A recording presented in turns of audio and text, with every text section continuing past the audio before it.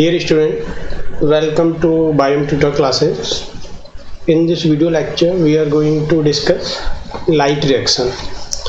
Light reaction, dark reaction, ये सब क्या है इनको हम पढ़ेंगे. डार्क रिएक्शन को हम अलग से डिटेल पढ़ेंगे क्योंकि दोनों ही रिएक्शंस काफ़ी ज़्यादा क्वेश्चंस कवर करती हैं और बहुत ज़्यादा डिटेल यहाँ से क्वेश्चंस अक्सर पूछे जाते हैं.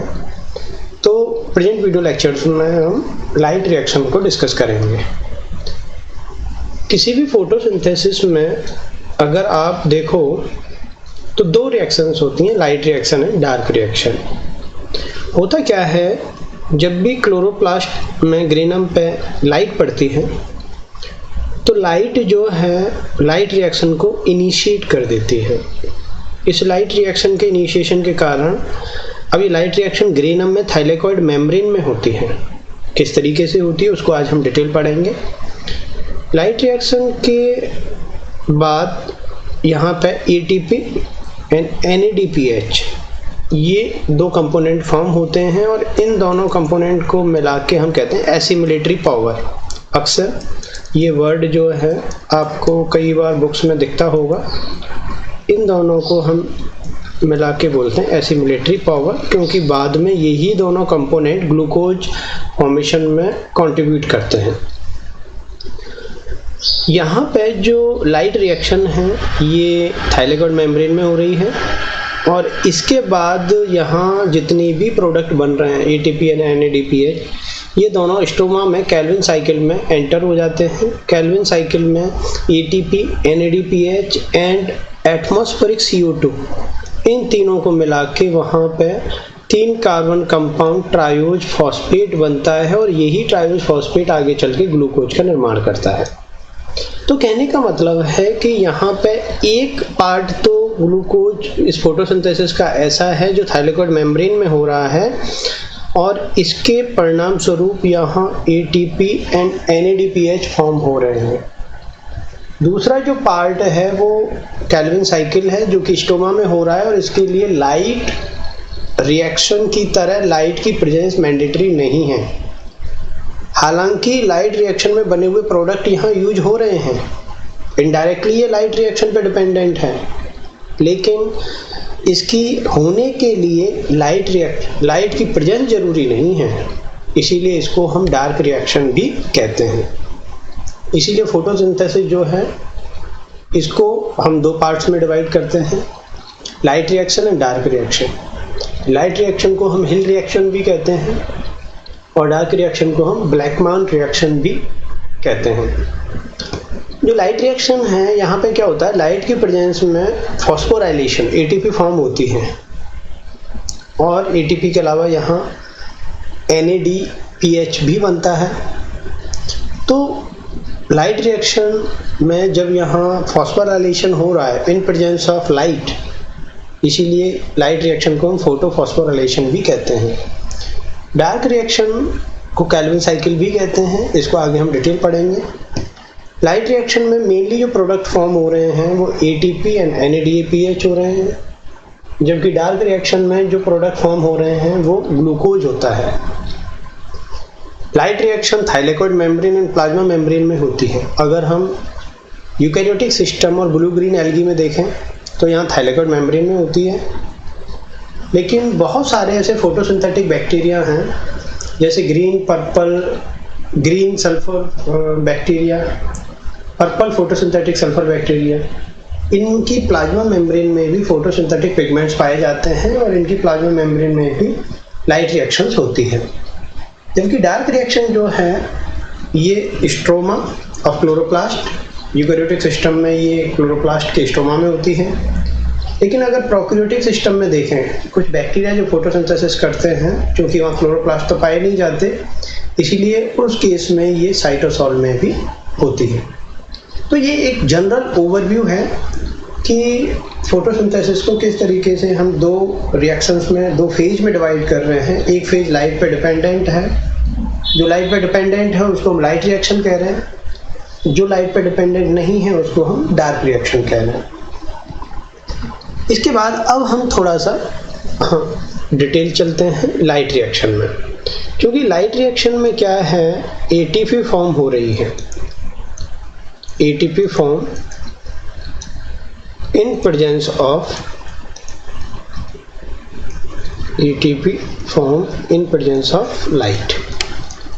तो यहाँ पर लाइट की प्रेजेंस में ATP फॉर्म हो रही है, इसीलिए लाइट रिएक्शन को फोटोफॉस्फोराइलेशन भी कहते हैं।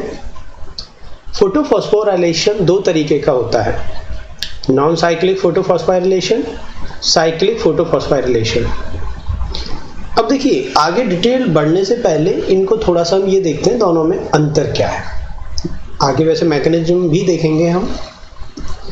नॉन साइक्लिक फोटोफॉस्फोराइलेशन में क्या होता है कि जो इलेक्ट्रॉन फोटो सिस्टम 2 से निकला है वो फोटो सिस्टम 2 पे वापस लौट के नहीं आया है, इसीलिए नॉन साइक्लिक फोटोफॉस्फोराइलेशन जो है इसको हम जेड स्कीम भी कहते हैं, क्योंकि यहाँ पे जेड जैसी शेप बन जाती है इस पाथवे में। यहाँ दोनों फोटो सिस्टम एक्टिव होते हैं, फोटो सिस्टम 1 भी और फोटो सिस्टम 2 भी। लेकिन साइक्लिक फोटोफॉस्फोराइलेशन में क्या होता है, यहाँ सिर्फ फोटो सिस्टम 1 पार्टिसिपेट करता है और फोटो सिस्टम 1 के द्वारा जो रिलीज इलेक्ट्रॉन है वो वापस फोटो सिस्टम 1 पे ही आ जाता है, इसीलिए यहाँ एक साइकिल कंप्लीट हो रही है, इसीलिए इसको साइक्लिक फोटोफॉस्फोराइलेशन कहते हैं।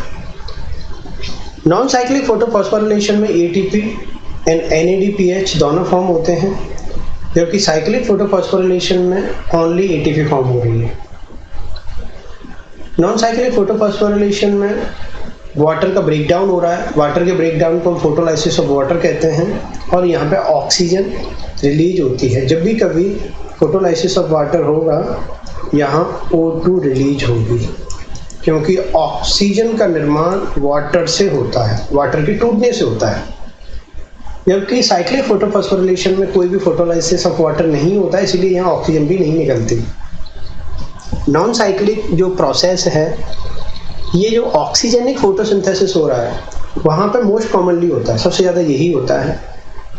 लेकिन कभी कभी रेयरली यूकैरियोटिक सिस्टम में और प्रोकैरियोटिक सिस्टम में तो ये बहुत ज़्यादा कॉमन पाया जाता है, क्योंकि प्रोकैरियोटिक सिस्टम में ब्लू ग्रीन एल्गी को छोड़ के मोस्टली अदर जो बैक्टीरिया हैं वो नॉन ऑक्सीजनिक फोटोसिंथेसिस फॉलो करते हैं। ये हमेशा याद रखना, बैक्टीरिया में ब्लू ग्रीन एल्गी ही एक ऐसे बैक्टीरिया हैं जो मोस्टली क्या, वो तो ऑक्सीजनिक फोटोसिंथेसिस ही फॉलो करते हैं। ऑक्सीजनिक फोटोसिंथेसिस कहते हैं जो फोटोसिंथेसिस के दौरान ऑक्सीजन निकालते हैं। इसके अलावा बाकी जो फोटोसिंथेसिस करने वाले बैक्टीरिया हैं, जैसे green photosynthetic sulphur bacteria, purple photosynthetic purple sulphur bacteria, ये नॉन ऑक्सीजनिक फोटोसिंथेसिस करते हैं, यहाँ पे ऑक्सीजन का निर्माण नहीं होता, ऑक्सीजन नहीं निकलती। तो यहाँ पे नॉन साइक्लिक फोटोफॉस्फोराइलेशन यूजुअली नहीं होता, साइक्लिक फोटोफॉस्फोराइलेशन ही यहाँ पे पाया जाता है। तो ये थोड़ा सा ध्यान रखना है, ये दोनों में कुछ जो डिफरेंस थे वो देखें। अब हम थोड़ा सा डिटेल आते हैं और यहाँ से हमारी जो कंसेप्ट है वो शुरू होती है। देखिए, सबसे पहले हम देखते हैं नॉन साइक्लिक फोटोफॉस्फोराइलेशन को, इसको हम जेड स्कीम भी कहते हैं, क्योंकि देखिए यहाँ पे इस तरीके से जेड जैसी शेप बन जाती है, राइट। होता क्या है, फोटो सिस्टम 2 जो है, जिसको हम P680 भी कह रहे हैं, इस पर लाइट पड़ती है और ये लाइट को एब्जॉर्ब करने के बाद, राइट, ये एक्टिवेशन स्टेज में चला जाता है। हम ये जानते हैं कि कोई भी मॉलिक्यूल जो लाइट को एब्जॉर्ब करेगा वो हाई एनर्जी स्टेट में जाएगा, और हाई एनर्जी स्टेट में क्लोरोफिल जब भी जाता है तो वो उसकी स्टेबिलिटी ज़्यादा नहीं होती, वो एक्साइटेड स्टेज में होता है और उसको हम स्टार से शो करते हैं। इसको मैं जो अपना वीडियो लेक्चर था जिसमें मैंने लाइट को डिस्कस किया था, क्लोरोफिल एंड फॉस्फोरेसेंट फ्लोरोसेंस, वहाँ पे इसको मैं बता चुका हूँ कि जब भी कभी क्लोरोफिल के साथ किसी भी मॉलिक्यूल के साथ स्टार लगा हुआ है तो इसका मतलब वो एक्साइटेड स्टेज में है, और अगर वहाँ पे प्लस लगा हुआ है तो वो मतलब ऑक्सीडेशन स्टेज में है। ठीक है, तो ये थोड़ा सा हमेशा याद रखो। यहाँ पे होता क्या है कि जैसे ही इस फोटो सिस्टम 2 पे लाइट पड़ती है, ये हाई एनर्जी स्टेट में चला जाता है, एक्साइटेड स्टेज में चला जाता है, और इसीलिए इसको स्टार से शो किया है। एक्साइटेड स्टेज में ये चूँकि लॉन्ग टाइम तक वहाँ पे नहीं रह सकता, इसीलिए ये अपना इलेक्ट्रॉन जो है वो फियोफाइटिन को दे देता है। फियोफाइटिन जो है इसको प्लास्टोक्विनोन ए को दे देता है। प्लास्टोक्विनोन से ये प्लास्टोक्विनोन बी को चला जाता है। प्लास्टोक्विनोन ये क्या जा रहा है, यहाँ पे इलेक्ट्रॉन जा रहा है। प्लास्टोक्विनोन बी से इलेक्ट्रॉन चला जाता है साइटो B6F को। साइटो B6F जो है वो बड़ा ही इम्पोर्टेंट एक कंपोनेंट है। इसको देखिए, ये जितने भी कंपोनेंट हैं इनको बाद में हम डिटेल भी पढ़ेंगे, अभी तो बस आप इनको पाथवे में देखिए। साइटो B6F क्या करता है, प्रोटॉन की पंपिंग कर देता है, राइट। सपोज करो इधर स्ट्रोमा है और इधर ल्यूमेन है, तो जब साइटो B6F से इलेक्ट्रॉन पास होते हैं तो एक इलेक्ट्रॉन के लिए ये 2 प्रोटॉन ले लेता है। क्योंकि 2 वाटर मॉलिक्यूल टूट रहे हैं तो 4 इलेक्ट्रॉन हैं, और 4 इलेक्ट्रॉन जब यहाँ से गुजरेंगे तो टोटल कितने प्रोटॉन ये पंप करेगा, 8 प्रोटॉन पंप करेगा स्ट्रोमा से ल्यूमेन में। अब कैसे पंप होगा वो आगे हम डिटेल देखेंगे, सिर्फ ये डायरेक्शन याद रखिएगा। साइटो B6F से प्लास्टोसाइनिन को चला जाता है। प्लास्टोसाइनिन एक कॉपर कंटेनिंग प्रोटीन है जिसका ब्लू कलर होता है। प्लास्टोसाइनिन से ये इलेक्ट्रॉन चले जाते हैं फोटोसिस्टम 1 के पास। फोटोसिस्टम जो 1 है ये भी लाइट को एब्जॉर्ब करता है, same amount of light absorb करता है जितना फोटोसिस्टम 2 करता है। फोटोसिस्टम 2 4 फोटोन यूज कर रहा है 4 इलेक्ट्रॉन के लिए, वैसे ही फोटोसिस्टम 1 भी 4 इलेक्ट्रॉन के लिए 4 फोटोन ही यूज करता है। फोटोसिस्टम जो 1 है वो एनर्जी को एब्जॉर्ब करके एक्साइटेड स्टेज में चला जाएगा। फोटोसिस्टम 1 से सबसे पहले जो इलेक्ट्रॉन आते हैं वो A0 के पास आते हैं। A0 एक क्लोरोफिल मॉलिक्यूल होता है, मॉडिफाइड क्लोरोफिल मॉलिक्यूल। A0 से A1 पे, A1 से आयरन सल्फर प्रोटीन्स, मेम्ब्रेन में कुछ आयरन सल्फर प्रोटीन्स होती हैं, उनके पास चला जाता है। आयरन सल्फर प्रोटीन से एक सॉल्युबल प्रोटीन होती है जिसको कहते हैं फेराडॉक्सिन, इसके पास फाइनली इलेक्ट्रॉन आ जाता है। और ये जो फेराडॉक्सिन है ये एक सॉल्युबल प्रोटीन है। इस फेराडॉक्सिन से ये इलेक्ट्रॉन फाइनल इलेक्ट्रॉन एक्सेप्टर जो कि NADP+ होता है, इसके पास ये इलेक्ट्रॉन आ जाते हैं। और ये NADP+ स्ट्रोमा से प्रोटॉन लेके, इलेक्ट्रॉन तो ले रहा है फेराडॉक्सिन से और प्रोटॉन लेता है ये स्ट्रोमा से, तो ये फाइनली NADP+ जो है वो NADPH में कन्वर्ट हो जाता है। ये इसकी ऑक्सीडाइज्ड फॉर्म है, ये इसकी रिड्यूस्ड फॉर्म है, ठीक है। यहाँ पे ये जो FNR है ये प्रोटीन फेराडॉक्सिन एक प्रोटीन है जो फेराडॉक्सिन से इलेक्ट्रॉन को NADP+ पे ट्रांसफ़र करती है। FNR मतलब फेराडॉक्सिन NADP रिडक्टेज, इसका पूरा नाम है, ये आपको ध्यान रखना है। तो यहाँ पे हमने ये देखा कि जो इलेक्ट्रॉन है वो फोटोसिस्टम 2 से निकला और फाइनली वो किसके पास पहुँच गया, वो NADP+ के पास पहुँच गया और उसने NADPH बना लिया। लेकिन उसमें ये इलेक्ट्रॉन वापस फोटोसिस्टम 2 के पास नहीं आया, राइट। इसीलिए इसको नॉन साइक्लिक फोटोफॉस्फोराइलेशन कहते हैं। नॉन साइक्लिक फोटोफॉस्फोराइलेशन जो है इसमें एक चीज़ और ध्यान रखनी है कि जो रिडक्शन पोटेंशियल है, देखिए कोई भी इलेक्ट्रॉन कितनी आसानी से लिया जाएगा, कितनी आसानी से दिया जाएगा, इसका डिटर्मिनेशन रिडक्शन पोटेंशियल के बेस पे किया जाता है। यहाँ से कई बार बहुत अच्छे क्वेश्चंस भी बनते हैं। यहाँ पे देखिए 0 से नीचे की तरफ जो रिडक्शन पोटेंशियल की वैल्यू है वो पॉजिटिव है और 0 से ऊपर जो रिडक्शन पोटेंशियल की वैल्यू है वो नेगेटिव है। जितनी ज़्यादा नेगेटिव होगी, यहाँ पे एक कंसेप्ट ध्यान रखिए,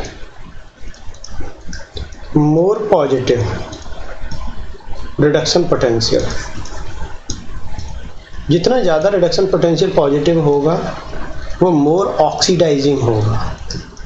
उसकी नेचर कैसी होगी, मोर ऑक्सीडाइजिंग एजेंट।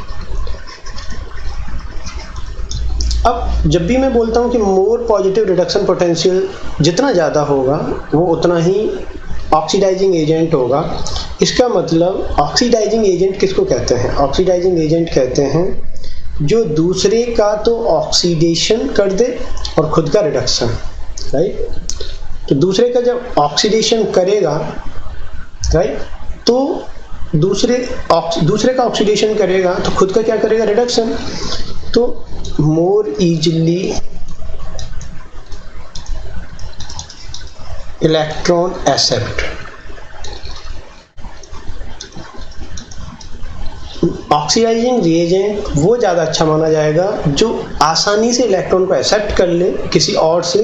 तो जब वो आसानी से इलेक्ट्रॉन को एक्सेप्ट करेगा तो खुद का तो रिडक्शन हो जाएगा, और दूसरे का इलेक्ट्रॉन उसने लिया है तो दूसरे का ऑक्सीडेशन हो जाएगा। अगर रिडक्शन पोटेंशियल की जो वैल्यू है वो मोर नेगेटिव है, मोर नेगेटिव रिडक्शन पोटेंशियल, मोर रिड्यूसिंग एजेंट, वो जितना ज़्यादा उसका नेगेटिव होगा उतना ही रिड्यूसिंग एजेंट होगा। अब रिड्यूसिंग एजेंट किसको कहते हैं, जो दूसरे का रिडक्शन करते और खुद का क्या कर रहे, ऑक्सीडेशन। तो खुद का ऑक्सीडेशन अगर उसको आसानी से करना है तो more easily electron release, right. तो यहाँ पे वही ज़्यादा अच्छा रिड्यूसिंग एजेंट माना जाएगा जो आसानी से इलेक्ट्रॉन को क्या कर दे, रिलीज कर दे, राइट। तो यहाँ पे देखिए फोटो सिस्टम जो 2 है ये इसका सबसे ज़्यादा पॉजिटिव है। तो इसमें इस जेड स्कीम में स्ट्रॉन्ग ऑक्सीडाइजिंग एजेंट कौन है, ये है ऑक्सीडाइजिंग एजेंट। इसमें सबसे ज़्यादा नेगेटिव किसका है, यहाँ पे, तो ये कहलाएगा strong reducing, strong reducing agent. Strong reducing agent का मतलब कि दूसरे का तो रिडक्शन और खुद का क्या करे, खुद का तो रिडक्शन, स्ट्रॉन्ग रिड्यूसिंग, दूसरे का तो रिडक्शन और खुद का क्या करे, ऑक्सीडेशन। इसीलिए ये इलेक्ट्रॉन इजीली इसको दे देता है A1 को, A0 को, सॉरी। अब देखिए कभी कभी यहाँ से क्वेश्चन कैसे बनता है, ये तो रही ट्रिक। वो क्या करेगा, कभी कभी ऑब्जेक्टिविटी में आपको 4 कंपोनेंट दे देगा, जैसे उसने P680 स्टार दे दिया और P700 स्टार दे दिया और पूछा कि इसमें स्ट्रॉन्ग ऑक्सीडाइजिंग एजेंट कौन है। तो देखिए 680 स्टार जो है उसकी वैल्यू कम नेगेटिव है, P700 स्टार की वैल्यू ज़्यादा नेगेटिव है। इसका मतलब ज़्यादा negative more reducing, less negative less reducing, ठीक है। तो उससे फिर आप इजीली बता सकते हो कि अगर वो ऑक्सीडाइजिंग एजेंट का पूछ रहा है तो कौन सा ज़्यादा होगा और रिड्यूसिंग का पूछ रहा है तो कौन सा ज़्यादा होगा। कई बार गेट में CSIR में यहाँ से क्वेश्चन बन जाता है, बड़े अच्छे क्वेश्चन होते हैं और बहुत ईजी हैं। आपको ध्यान सिर्फ ये रखना है कि ये जो सीक्वेंस है ये इनकी एनर्जी रिडक्शन पोटेंशियल के हिसाब से डिसाइड किया गया है, ठीक है। इसीलिए कभी भी देख लेना फोटो सिस्टम 2 जो होता है वो फोटो सिस्टम 1 से हमेशा नीचे होता है और फोटो सिस्टम 1 की एक्साइटेड स्टेज फोटो सिस्टम 2 की एक्साइटेड स्टेज से ऊपर होती है। क्यों, क्योंकि ये रिडक्शन पोटेंशियल के हिसाब से डिसाइड किए गए, ठीक है, रैंडमली ऐसे ही नहीं कर दिया उनको। तो ये जो है आपको थोड़ा सा ध्यान रखना है नॉन साइक्लिक फोटोफॉस्फोराइलेशन में। इसके बाद अब क्वेश्चन ये आता है, देखिए नॉन साइक्लिक फोटोफॉस्फोराइलेशन में कि फोटो सिस्टम 2 ने तो इलेक्ट्रॉन दे दिया, इलेक्ट्रॉन फोटो सिस्टम 2 देने के बाद वो P680 प्लस में कन्वर्ट हो गया और इसको कहते हैं ऑक्सीडाइज स्टेज। अब ये दोबारा जब तक इलेक्ट्रॉन नहीं दे सकता जब तक कि ये अपनी नॉर्मल स्टेज में ना आ जाए, और नॉर्मल स्टेज में आने के लिए इसको क्या चाहिए, इलेक्ट्रॉन चाहिए कहीं से, कि कोई मॉलिक्यूल ऐसा हो जो इसको इलेक्ट्रॉन दे। अब क्वेश्चन ये उठता है इसको इलेक्ट्रॉन कौन दे। इस समस्या का यहाँ पे सॉल्यूशन करता है वाटर मॉलिक्यूल। वाटर मॉलिक्यूल क्या करता है, ये वाटर मॉलिक्यूल जैसे थाइलेकॉइड की जो ल्यूमेन होती है, इसको हम थोड़ा सा अगली स्लाइड में थोड़ा सा देखते हैं। जैसे थाइलेकॉइड, जैसे ग्रेनम की जो ल्यूमेन होती है वो इस तरीके से है, ये सब हम डिस्कस कर चुके हैं। यहाँ पे सपोज करो फोटो सिस्टम 2 है, यहाँ फोटो सिस्टम 1 है। फोटो सिस्टम जो 2 है ये इलेक्ट्रॉन देने के बाद P680 प्लस फॉर्म में आ चुका है। वापस इसको फंक्शनल फॉर्म में लाना है और इसकी फंक्शनल फॉर्म है P680, तो इसको इलेक्ट्रॉन देना पड़ेगा।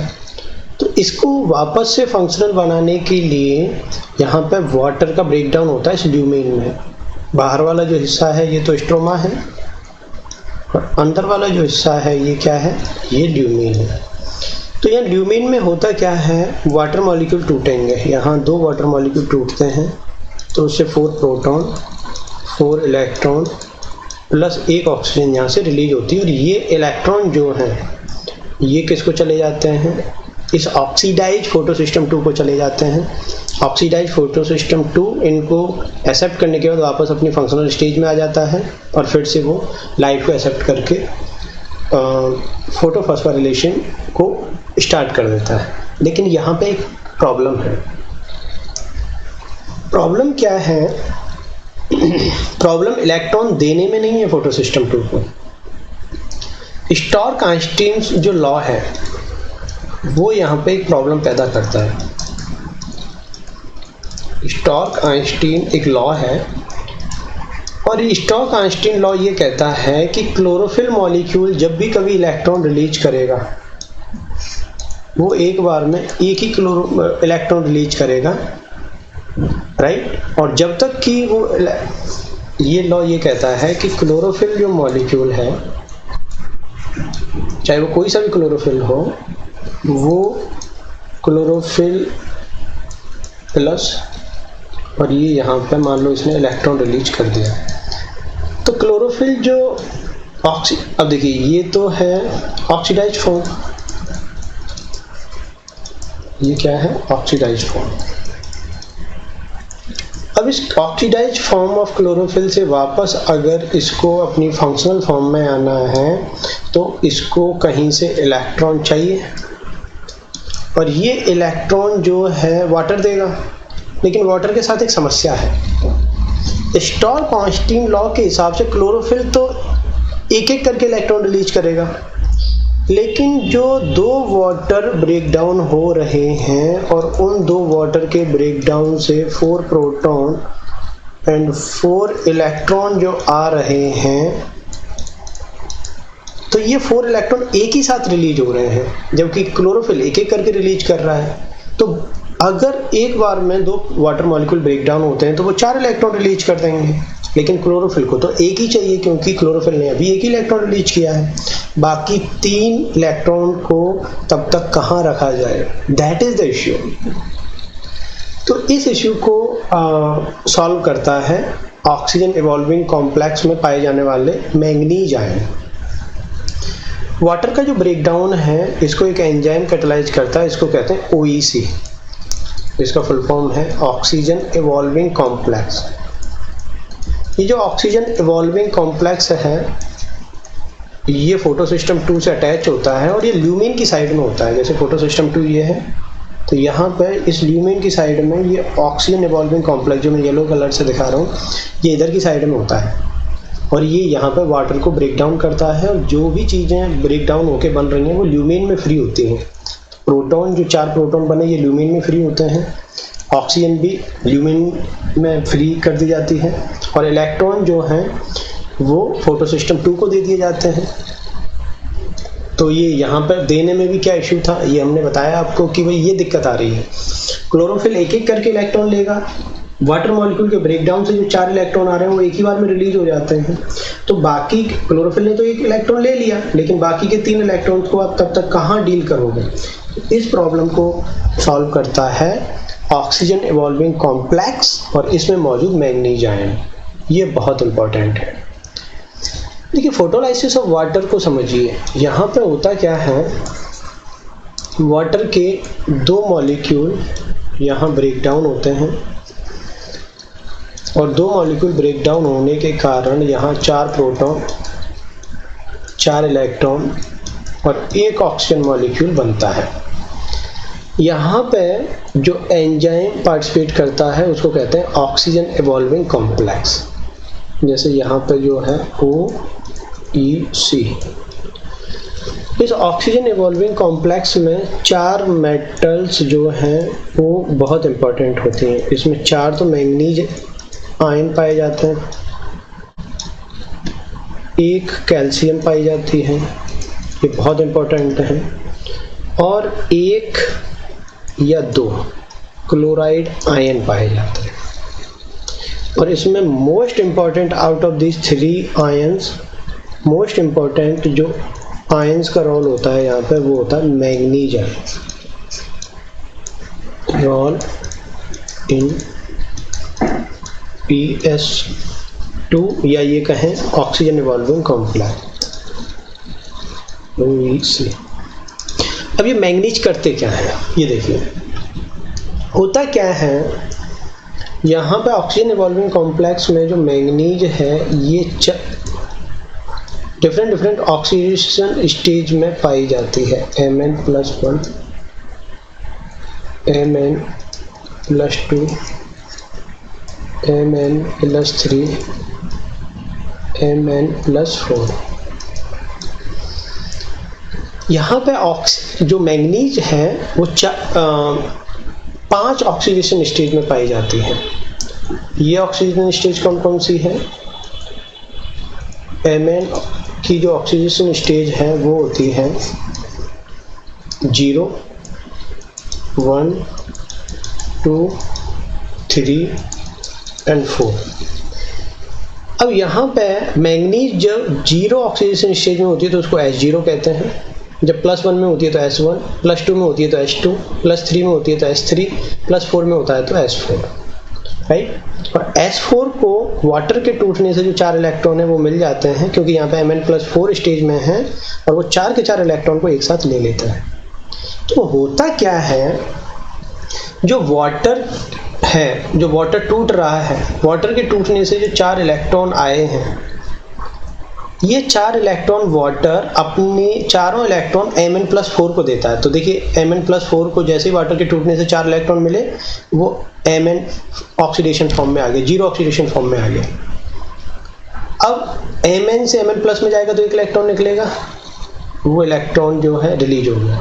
Mn+ से Mn+2 में 1 इलेक्ट्रॉन यहाँ से रिलीज हुआ, Mn+2 से Mn+3 में 1 इलेक्ट्रॉन, Mn+3 से Mn+4 में 1 इलेक्ट्रॉन यहाँ से। तो इस तरीके से 4 इलेक्ट्रॉन सीक्वेंशियल वे में रिलीज हुए।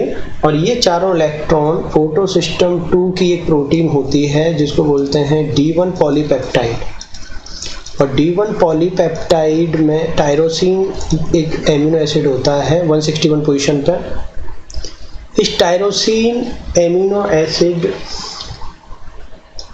ले लेता है इन इलेक्ट्रॉन्स को और फाइनली वो फोटोसिस्टम 2 को इन इलेक्ट्रॉन्स को प्रोवाइड कर देता है। तो हुआ क्या है, वाटर के टूटने से जो इलेक्ट्रॉन थे, वाटर ने अपने इलेक्ट्रॉन सीधे फोटोसिस्टम 2 को नहीं दिए, वाटर ने अपने इलेक्ट्रॉन दिए मैंगनीज को। Mn+4 से उसको Mn ऑक्सीडेशन स्टेज में कन्वर्ट कर दिया। अब मैंगनीज जो है वो अपनी डिफरेंट ऑक्सीडेशन स्टेज में कन्वर्ट होता चला जाएगा और एक एक करके वो इलेक्ट्रॉन फोटोसिस्टम 2 को देगा। क्योंकि अगर वाटर सीधा इस फोटोसिस्टम 2 को देता तो वो एक साथ देता, और फोटोसिस्टम 2 में जो क्लोरोफिल है वो एक साथ इलेक्ट्रॉन ले नहीं सकते। स्टोरकाइस्टीन रूल्स वहाँ पे ये एक्सप्लेन कर रहा है, क्योंकि क्लोरोफिल एक बार में 1 इलेक्ट्रॉन रिलीज करेगा। तो इस समस्या को मैंगनीज जो है वो सॉल्व करता है और वो इलेक्ट्रॉन वाटर के फोटोलाइसिस से जो 4 इलेक्ट्रॉन हैं वो चारों को एक साथ ले लेता है। तो S4 से वो H0 स्टेज में आ जाता है।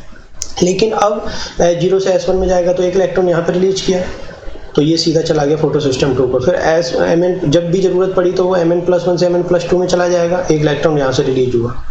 फिर जरूरत पड़ी फोटोसिस्टम 2 को तो वो Mn+2 से Mn+3 में चला जाएगा, 1 इलेक्ट्रॉन यहाँ से रिलीज हुआ। फिर जरूरत पड़ी फोटोसिस्टम 2 को तो S3 से S4 में चला जाएगा, 1 इलेक्ट्रॉन यहाँ से रिलीज। तो देखिए फोटोसिस्टम 2 की जरूरतों को मैंगनीज डायरेक्टली पूरा कर रहा है। जैसे ही वो Mn+4 में जाता है, इसी को हम S4 कहते हैं, तो Mn+4 में आते ही यहाँ फोटोलाइसिस ऑफ वाटर होता है और वाटर के टूटने से जो 4 इलेक्ट्रॉन हैं वो Mn+4 को डायरेक्टली चारों एक साथ दे दिए जाते हैं और वो वापस Mn ऑक्सीडेशन फॉर्म में आ जाता है।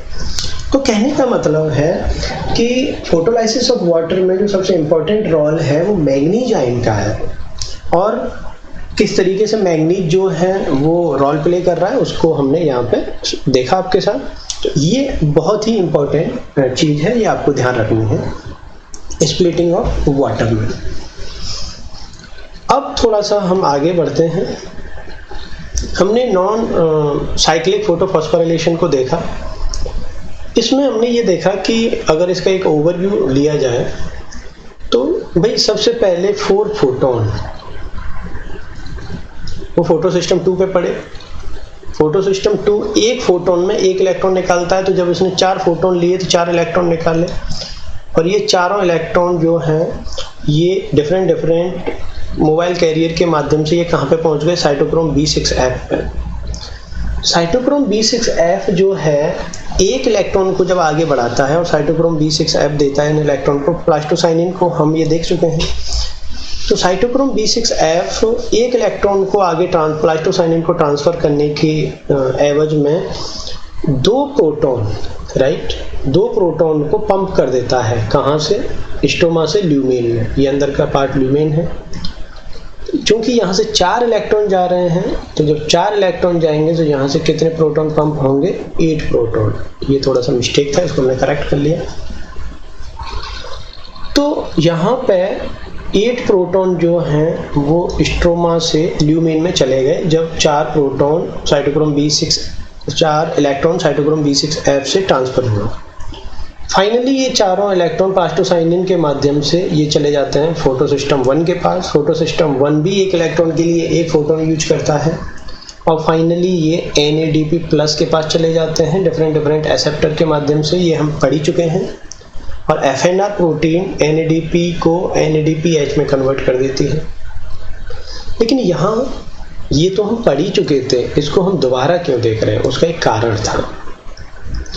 कारण ये था कि एक ऑक्सीजन जब बनती है तो उससे 4 प्रोटॉन बने प्लस 4 इलेक्ट्रॉन बने। वो चारों इलेक्ट्रॉन तो फोटो सिस्टम 2 ने ले लिए, और ऑक्सीजन बनी वो थाइलेकॉइड में रिलीज हो गई। तो जब एक ऑक्सीजन बनती है, अगर हम इस नॉन साइक्लिक फोटोफॉस्फोराइलेशन का एनर्जेटिक्स देखें तो 4 ऑक्सीजन मॉलिक्यूल 4 O2 मॉलिक्यूल, हम यहाँ भी जो भी स्टैटिक्स देंगे वो एक ऑक्सीजन मॉलिक्यूल के हिसाब से देंगे, ये हमेशा याद रखना। तो यहाँ पे अगर आप जो है कोई स्टैटिक्स देख रहे हो तो वो स्टैटिक्स किस तरीके से काम करेगा? यहाँ पे एक ऑक्सीजन अगर बनती है तो टोटल फोटोन कितने यूज हुए? टोटल फोटोन 8 फोटोन यहाँ पे टोटल यूज होते हैं। 4 तो फोटो सिस्टम 2 के द्वारा और 4 फोटो सिस्टम 1 के द्वारा। यहाँ पे total proton, total pump proton, देखिए मैं टोटल पंप प्रोटॉन की मात्रा पूछ रहा हूँ जो पंप हुए हैं स्टोमा से ल्यूमेन में, 8 प्रोटॉन। टोटल प्रोटॉन और इस एक ऑक्सीजन के बनने में टोटल प्रोटॉन डिफरेंस, मतलब स्टोमा और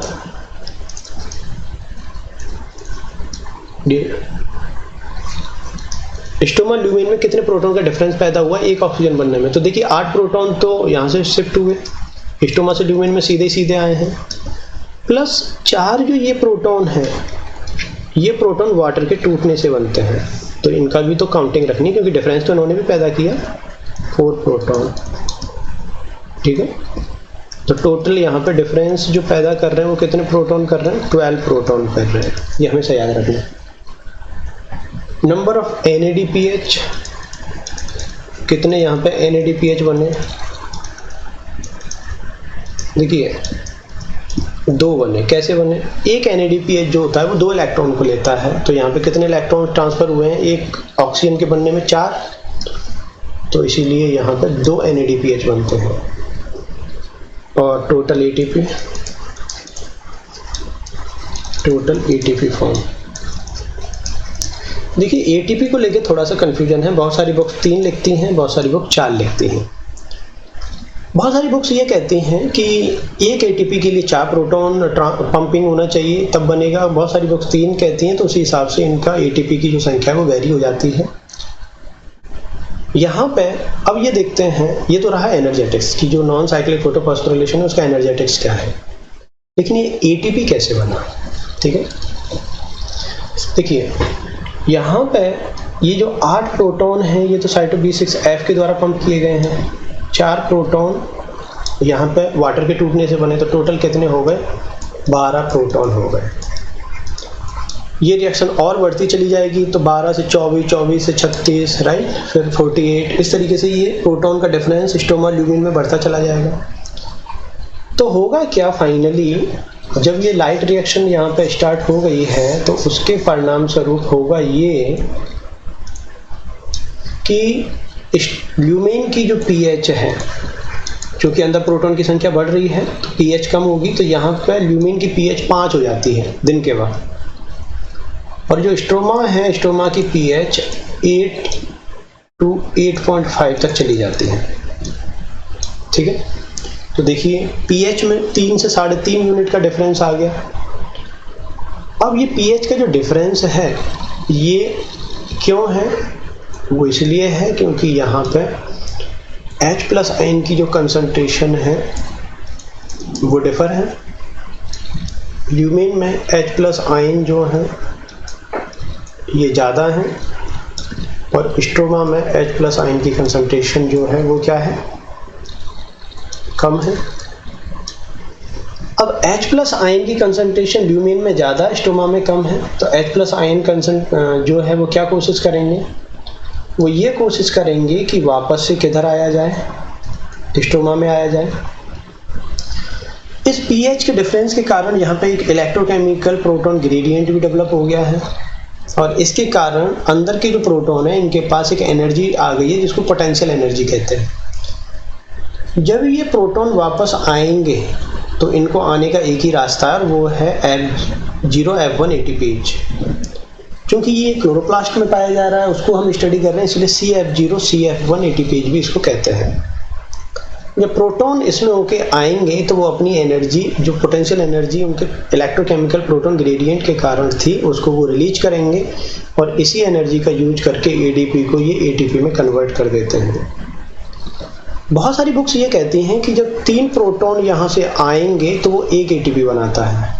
बहुत सारी बुक्स कहती हैं कि जब 4 प्रोटॉन ल्यूमिन से स्टोमा में आएंगे तब वो एक ATP बनाता है।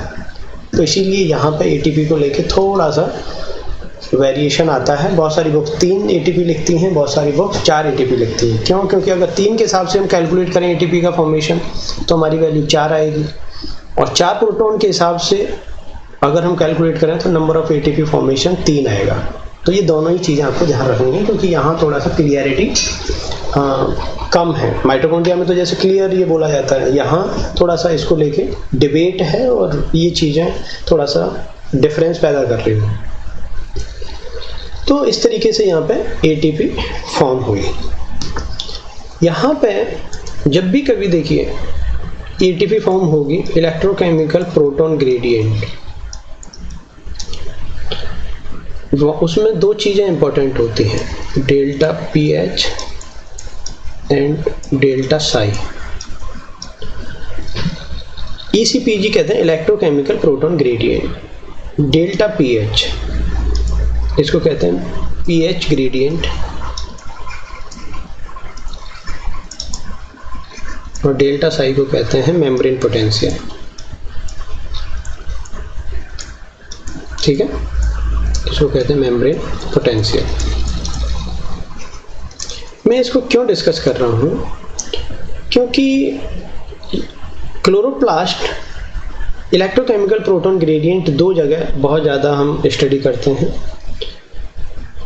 इलेक्ट्रोकेमिकल प्रोटॉन ग्रेडियंट, एक तो हम पढ़ते हैं इसको माइटोकॉन्ड्रिया में, और एक पढ़ते हैं हम क्लोरोप्लास्ट में। माइटोकॉन्ड्रिया में जो इलेक्ट्रोकेमिकल प्रोटॉन ग्रेडियंट है उसमें मेन रोल जो होता है उसको क्रिएट करने में डेल्टा साई मेम्ब्रेन पोटेंशियल का होता है मेन रोल। हमेशा याद रखना कि माइटोकॉन्ड्रिया में जो इलेक्ट्रोकेमिकल प्रोटॉन ग्रेडियंट डेवलप हो रहा है वहाँ पे मेम्ब्रेन पोटेंशियल का मेन रोल है, जबकि क्लोरोप्लास्ट के अंदर जो इलेक्ट्रोकेमिकल प्रोटॉन ग्रेडियंट बन रहा है, इसमें मेन रोल जो है वो किसका है, पीएच ग्रेडियंट इसका है। तो देखिए दोनों में बन एटीपी रही हैं, क्लोरोप्लास्ट में भी बन रही है, माइटोकॉन्ड्रिया में भी बन रही है, लेकिन माइटोकॉन्ड्रिया में जो एटीपी बन रहा है एटीपी सिंथेज के द्वारा, उसमें मेम्ब्रेन पोटेंशियल का मेन रोल है, जबकि क्लोरोप्लास्ट में मेम्ब्रेन पोटेंशियल का मेन रोल नहीं है, यहाँ पे पीएच ग्रेडियंट का मेन रोल है, राइट। इसको थोड़ा सा ध्यान रखना। क्यों? क्योंकि देखिए यहाँ पे दिन के वक्त में ल्यूमेन की जो पीएच है वो हो जाती है 5 और स्टोमा की पीएच हो गई 8 to 8.5, तो ज़्यादा डिफरेंस किस में पैदा हो गया, पीएच में पैदा हो गया, स्टोमा में और ल्यूमेन के बीच में। इसीलिए क्लोरोप्लास्ट में जो एनर्जी डेवलप हो रही है, एनर्जी फॉर्म हो रही है एटीपी के रूप में, इसमें मेन रोल जो है वो पीएच ग्रेडियंट का है, जबकि माइटोकॉन्ड्रिया में ऐसा नहीं होता। माइटोकॉन्ड्रिया में जो है थोड़ा सा अगर आप देखो तो माइटोकॉन्ड्रिया में होता क्या है,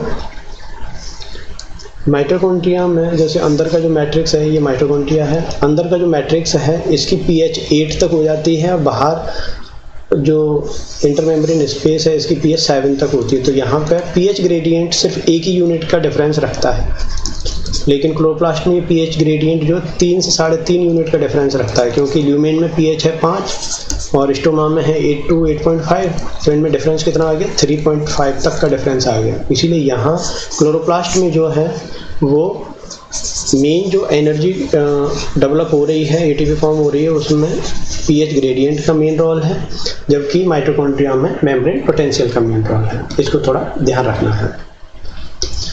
अब जो है नॉन साइक्लिक फोटोफॉस्फोरिलेशन में 2-3 कंपोनेंट ऐसे हैं जिनको थोड़ा सा स्पेसिफिकली आपको देखना है, जैसे फियोफाइटिन। फियोफाइटिन जो है इसमें ध्यान रखने वाली चीज़ ये है कि फर्स्ट इलेक्ट्रॉन एक्सेप्टर है। ये फोटो सिस्टम 2 से सबसे पहले जिसने इलेक्ट्रॉन को एक्सेप्ट किया वो फियोफाइटिन है। पहली चीज़ तो ये। दूसरी चीज़ ये कि फियोफाइटिन जो होता है इसमें नो मैग्नीशियम Mg प्रेजेंट। यहाँ सेंटर में मैग्नीशियम एक क्लोरोफिल ही होता है, बस वहाँ पे मैग्नीज प्रेजेंट नहीं होता। इन प्लेस ऑफ मैग्नीज वहाँ पे 2 हाइड्रोजन एटम प्रेजेंट होते हैं in place of manganese in porphyrin. तो जो पोरफायरिन पार्ट है, जो हेड पार्ट है, वहाँ पे मैग्नीज की जगह 2 हाइड्रोजन एटम यहाँ पाए जाते हैं।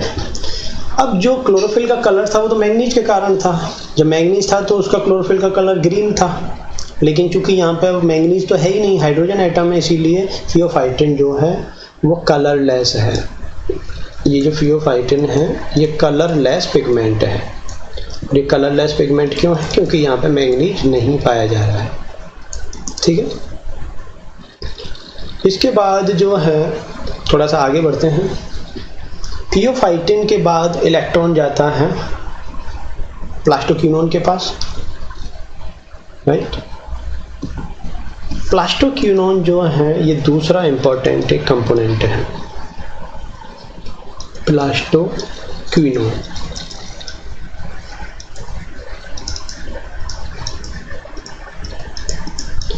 प्लास्टोक्विनोन है ये 2 फॉर्म में पाया जाता है, QA QB। जो QA है ये मोबाइल नहीं है, नॉट मोबाइल, क्योंकि ये मूव नहीं करता, ये टाइटली अटैच्ड है तो इसलिए ये मूव नहीं करता, नॉट मोबाइल। जबकि जो QB है ये लूजली अटैच्ड होता है मेम्ब्रेन में, इसीलिए ये मोबाइल मॉलिक्यूल है। ठीक है। प्लास्टोक्विनोन जो है ये हमेशा याद रखना, ये प्लास्टोक्विनोन मैक्सिमम जो है 2 electron and 2 proton can accept. मतलब एक बार में ये मैक्सिमम 2 इलेक्ट्रॉन और 2 प्रोटॉन ले सकता है, और जब भी ये 2 इलेक्ट्रॉन और 2 प्रोटॉन लेगा तो इसका नाम चेंज हो जाता है, QaH2 इसको यूँ लिखते हैं। और जब भी इसने 2 इलेक्ट्रॉन और ये 2 प्रोटॉन ले लेता है तब उसको हम प्लास्टोक्विनोन नहीं कहते, इसको रिड्यूस फॉर्म है, रिड्यूस फॉर्म में इसको प्लास्टोक्विनोल कहते हैं। क्या कहेंगे? प्लास्टोक्विनोल। ठीक है, तो ये थोड़ा सा ध्यान रखना है।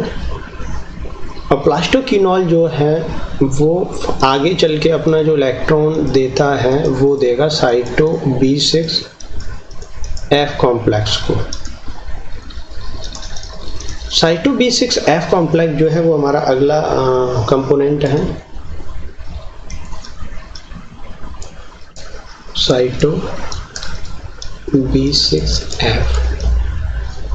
Cyto B6F complex photosystem 2 and photosystem 1 दोनों को अलग करता है, ये हमेशा याद रखना। जैसे ये थाइलेकॉइड मेम्ब्रेन है, यहाँ पे सपोज करो फोटो सिस्टम 2 है, यहाँ सपोज करो फोटो सिस्टम 1 है। तो इन दोनों के बीच में ये जो पाया जा रहा है ये पाया जाएगा साइटो B6F कॉम्प्लेक्स। ये मोबाइल नहीं है और ये एक इंटीग्रल प्रोटीन है, मल्टी सबयूनिट कॉम्प्लेक्स होता है। फोटो सिस्टम 2 से जो इलेक्ट्रॉन आ रहे हैं वो साइटो B6F तक पहुंचेंगे फाइनली, और साइटो B6F फाइनली इसको फोटो सिस्टम 1 को आगे बढ़ा देता है। और जब ये ऐसा करता है तो यहाँ पे एक क्रिया और होती है। जैसे सपोज करो ये स्ट्रोमा वाला पार्ट है और ये ल्यूमिन वाला पार्ट है।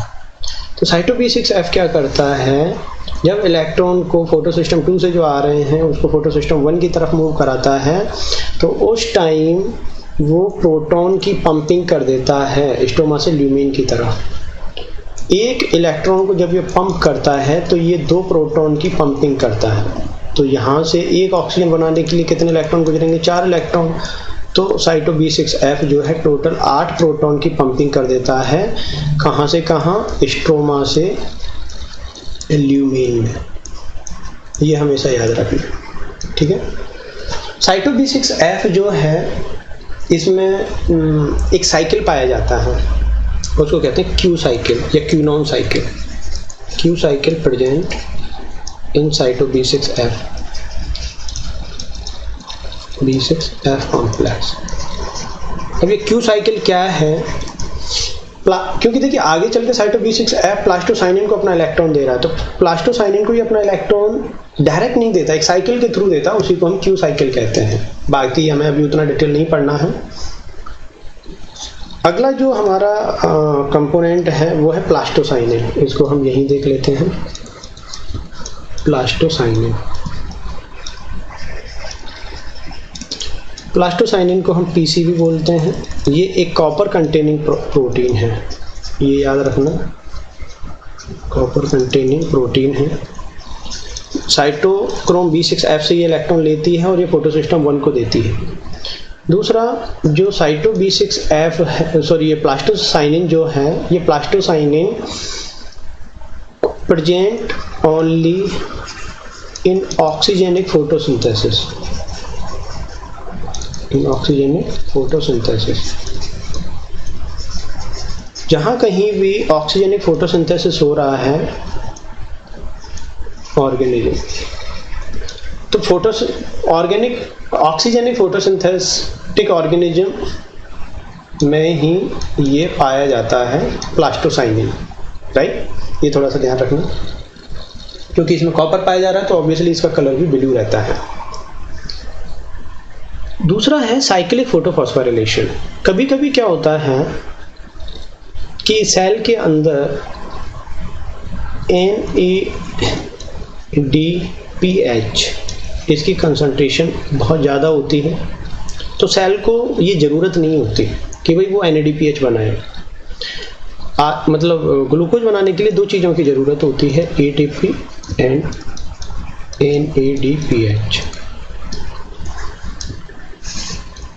ये आगे चल के डार्क रिएक्शन में ग्लूकोज बनाते हैं। क्योंकि NADPH की कंसंट्रेशन ऑलरेडी सम टाइम बहुत ज़्यादा है, तो सेल की ज़रूरत सिर्फ ATP को लेके है। तो अगर कभी ऐसा होता है कि NADPH की कंसंट्रेशन ज़्यादा है तो इन दैट केस सेल क्या करती है, नॉन साइक्लिक फोटोफॉस्फोरिलेशन ना ऑपरेट करके वो साइक्लिक फोटोफॉस्फोरिलेशन ऑपरेट करती है, और साइक्लिक फोटोफॉस्फोरिलेशन में NADPH नहीं बनता, वहाँ सिर्फ ATP बनता है। तो होता कैसे है वो देखिए, फोटोसिस्टम 1 जो है वो सिर्फ वही भाग लेता है साइक्लिक फोटोफॉस्फोरिलेशन में। अब इसको साइक्लिक इसलिए कहते हैं क्योंकि फोटोसिस्टम 1 से निकला हुआ इलेक्ट्रॉन वापस इसी फोटोसिस्टम पे आ जाएगा। अब देखिए कैसे आता है। फोटोसिस्टम 1 जो है जैसे ही इस पर लाइट पड़ती है तो ये एक्साइटेड स्टेज में जाएगा, इलेक्ट्रॉन अपना जो है A0 को देगा। A0 जो है वो एक मॉडिफाइड क्लोरोफिल है, A0 से A1 पे आएगा। A1 जो है ये फाइलोक्विनोन है, उसके विटामिन के भी बोलते हैं, ये हमेशा याद रखना, कई बार पूछ लिया जाता है। A1 जो है इसको फाइलोक्विनोन भी बोलते हैं और ये विटामिन के भी बोला जाता है। उसके बाद A1 से डिफरेंट टाइप की कुछ मेम्ब्रेन प्रोटीन्स होती हैं जिसको हम आयरन सल्फर प्रोटीन्स कहते हैं, FES, FESX, right, FES centre, right. तो उनसे होती हुई फाइनली ये इलेक्ट्रॉन पहुंचता है फेराडॉक्सिन के पास। फेराडॉक्सिन से अब तक क्या हो रहा था, ये इलेक्ट्रॉन जो NADP के पास जा रहा था, लेकिन अब जो है यहाँ पे NADP के पास न जाके फेराडॉक्सिन से ये डायरेक्ट जो है साइटोक्रोम B6F को चला जाता है। साइटोक्रोम B6F से ये प्लास्टोसाइनिन को चला जाता है, प्लास्टोसाइनिन वापस इसको फोटोसिस्टम 1 को पहुंचा देता है। तो जो इलेक्ट्रॉन था वो वापस फोटोसिस्टम 1 पे ही आ गया, इसीलिए यहाँ पे साइक्लिक पैटर्न कंप्लीट हो रहा है, इसीलिए इसको साइक्लिक फोटोफॉस्फोरिलेशन कहते हैं। साइटो B6F जो है जब यहाँ से इलेक्ट्रॉन गुजरते हैं, जो काम ये पहले कर रहा था वो अभी भी करेगा, ये प्रोटॉन पंप करेगा। एक इलेक्ट्रॉन के लिए ये 2 प्रोटॉन पंप करता है, तो जब जहाँ से जितने भी इलेक्ट्रॉन गुजरेंगे उसको हम 2 से मल्टीप्लाई कर लें तो हमें कितने प्रोटॉन इसने पंप किए वो निकल के आ जाएगा, ठीक है। अब इससे होगा क्या, इससे होगा ये कि पानी तो यहाँ पर नहीं ब्रेक डाउन हो रहा है, यहाँ पे टोटल प्रोटॉन कितने पंप हो रहे हैं, टोटल प्रोटॉन सपोज करो यहाँ से 4 इलेक्ट्रॉन मूव हुए तो 8 प्रोटॉन पंप हुए, 4 इलेक्ट्रॉन। अगर साइक्लिक फोटोफॉस्फोरिलेशन में फोटोसिस्टम 1 4 इलेक्ट्रॉन रिलीज करता है, 4 बार में 4 इलेक्ट्रॉन रिलीज करता है, तो साइटोक्रोम B6F कितने प्रोटॉन पंप किया, 8। ये 8 प्रोटॉन जो है ल्यूमेन में शिफ्ट किया उसने, इससे pH ग्रेडियंट पैदा हुआ, pH ग्रेडियंट से इलेक्ट्रोकेमिकल प्रोटॉन ग्रेडियंट पैदा हुआ और उससे फिर ATP बनेगी। तो कहने का मतलब है यहाँ पे इसीलिए सिर्फ ATP फॉर्म होती है, यहाँ NADPH नहीं बनता। तो साइक्लिक फोटोफॉस्फोरिलेशन जो है इसमें ये थोड़ा सा आपको ध्यान रखना है कि ये सिर्फ एक तो मोस्ट कॉमन नहीं है, ये रियरली जो है पाया जाता है, लेकिन हाँ जो नॉन ऑक्सीजनिक फोटोसिंथेसिस करने वाले ऑर्गेनिज्म हैं जैसे green sulphur bacteria, purple sulphur bacteria, वहाँ पे ये साइक्लिक फोटोफॉस्फोरिलेशन बहुत ज़्यादा कॉमनली पाया जाता है, ठीक है। ऐसा नहीं है कि जो फोटोफॉस्फोरिलेशन है उसको इनहिबिट नहीं किया जा सकता, बहुत सारे ऐसे इनहिबिटर हैं जो डिस्कवर हुए हैं। जैसे इनमें डिफरेंट कैटेगरीज को अगर हम देखें तो फोटोसिस्टम 1 के जो इनहिबिटर हैं उसमें यूरिया डेरिवेटिव, जो यूरिया डेरिवेटिव हैं उसमें कैटेगरी में 2 इनहिबिटर बहुत ज़्यादा यूज होते हैं, CMU एंड DCMU। CMU को मोन्यूरॉन भी कहते हैं, DCMU को डाइयूरॉन। CMU मतलब chlorophenyl dimethyl urea, DCMU di chlorophenyl dimethyl urea, right. तो ये यूरिया डेरिवेटिव जो हैं ये करते क्या हैं, ये प्लास्टोक्विनोन A से इलेक्ट्रॉन को प्लास्टोक्विनोन B पे नहीं आने देते। तो जब इलेक्ट्रॉन यहाँ पे आ ही नहीं पाएगा तो नॉन साइक्लिक फोटोफॉस्फोरिलेशन जो है वो ब्लॉक हो जाता है, ठीक है। इसके अलावा दूसरी जो इनहिबिटर की कैटेगरी है वो ट्राइजीन। इसमें ट्राइजीन एक कैटेगरी है, इसमें 2 इनहिबिटर्स स्पेसिफिकली आते हैं, सिमाजीन एंड एट्राजीन। यूरेसिल डेरिवेटिव्स में ब्रोमेसिल और आइसोसिल आते हैं। ये दोनों ही जो इनहिबिटर्स होते हैं ये फोटोसिस्टम 2 में ऑक्सीजन इवॉल्विंग कॉम्प्लेक्स से जो एक इम्पोर्टेंट प्रोटीन फोटोसिस्टम 2 की जुड़ी रहती है जिसको D1 पॉलीपेप्टाइड कहते हैं, D1 प्रोटीन कहते हैं, ये D1 पॉलीपेप्टाइड से लिंक्ड हो जाते हैं। और D1 पॉलीपेप्टाइड से जब ये बाइंड हो जाएंगे, चाहे वो ट्राइजीन हो चाहे वो यूरेसिल डेरिवेटिव हो, तो D1 पॉलीपेप्टाइड जो है वो इलेक्ट्रॉन को वाटर से जो है वो फोटोसिस्टम 2 पे ट्रांसफर नहीं कर पाती और फोटोसिंथेसिस ब्लॉक हो जाता है। फोटोसिस्टम जैसे जो हमने ट्राइजीन और यूरेसिल डेरिवेटिव देखे, तो देखिए वहाँ पर ये जो है, यहाँ से जो इलेक्ट्रॉन है वो जब फोटोसिस्टम 2 पे आते हैं तो यहाँ एक प्रोटीन इन्वॉल्व होती है जिसको हम D1 पॉलीपेप्टाइड कहते हैं, तो ये उसकी एक्टिविटी को ब्लॉक कर देते हैं, राइट। उसके बाद एक इन्हिबिटर और है DBMIB। DBMIB क्या करता है, प्लास्टोक्विनोन B से साइटोक्रोम B6F पे इलेक्ट्रॉन नहीं आने देता, राइट। ऐसा नहीं है कि सिर्फ फोटोसिस्टम 2 के इन्हिबिटर हैं, फोटोसिस्टम 1 के भी इन्हिबिटर हैं, जैसे पैराक्वेट, इसको वाइलोजन भी कहते हैं, और उसके बाद डाइक्वेट। पैराक्वेट एंड डाइक्वेट करते क्या हैं, फोटोसिस्टम 1 से इलेक्ट्रॉन जब फेराडॉक्सिन के पास पहुंचते हैं तो फेराडॉक्सिन क्या करता है, NADP+ को दे देता है और NADPH बनाता है। लेकिन ये डाइक्वेट एंड पैराक्वेट यूज करने के बाद इलेक्ट्रॉन फोटोसिस्टम 1 से ये फेराडॉक्सिन के पास नहीं आ पाते, फेराडॉक्सिन पे इलेक्ट्रॉन के फ्लो को ये ब्लॉक कर देते हैं, और यहाँ ये दोनों ही जो ड्रग्स हैं डाइक्वेट एंड पैराक्वेट, इस इलेक्ट्रॉन को खुद ले लेते हैं, पैराडॉक्सिन पे नहीं आने देते, और इससे रिएक्टिव ऑक्सीजन स्पीसीज बनाते हैं, ROS, super oxide free radical बनाते हैं, रिएक्टिव ऑक्सीजन स्पीसीज बनाते हैं। उससे क्या होता है कि जब बहुत ज़्यादा कंसंट्रेशन रिएक्टिव ऑक्सीजन स्पीसीज की बढ़ेगी तो प्लांट की डेथ हो जाती है। तो पैराक्वेट डाइक्वेट जो है वो इस तरीके से मोड ऑफ एक्शन उनका रहता है, और ये स्पेसिफिकली फोटोसिस्टम 1 को इनहिबिट करते हैं। तो इस तरीके से हमने आज के वीडियो लेक्चर्स में ये देखा कि लाइट रिएक्शन जो है वो कितने टाइप्स की हैं, किस तरीके से हो रही है, उसके मेन कंपोनेंट्स के बारे में ब्रीफ थोड़ा सा आइडिया लिया, फोटोलाइसिस ऑफ वाटर कैसे हो रहा है, फिर साइक्लिक फोटोफॉस्फोरिलेशन कैसे हो रहा है, किस कंडीशन में साइक्लिक फोटोफॉस्फोरिलेशन होता है, एंड फोटोफॉस्फोरिलेशन के इनहिबिटर्स क्या क्या हैं, राइट। तो ये कंपटीशन के पॉइंट ऑफ व्यू से बड़ा एक इम्पोर्टेंट लेक्चर है, आप इसको एक अच्छे से थोड़ा सा समझिए। अगले वीडियो लेक्चर्स में हम जो है वो कैल्विन साइकिल और डार्क रिएक्शन की बात करेंगे, एंड देन अदर जो फोटोसिंथेसिस प्रोसेस हैं like C4 pathway, CAM pathway, उनको भी हम डिस्कस करेंगे। तब तक के लिए अपना ध्यान रखिए, टेक केयर, थैंक यू।